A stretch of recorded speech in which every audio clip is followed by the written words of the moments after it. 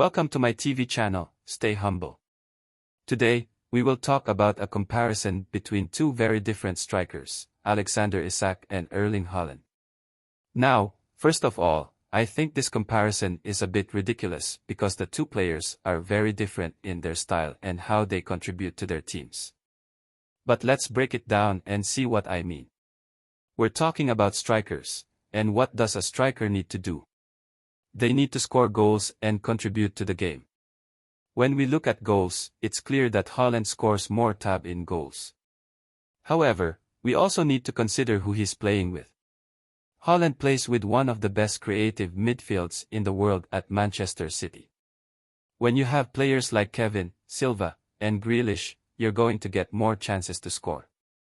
Haaland thrives in that system because the service he receives is exceptional. But what happens when that creative midfield isn't performing as well?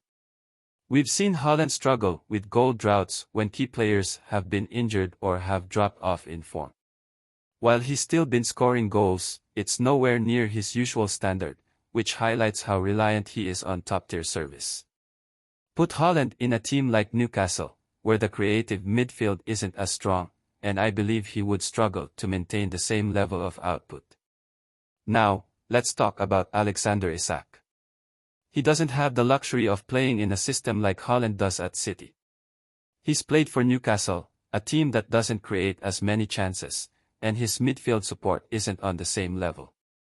Despite this, Isak has managed to score and contribute to his team.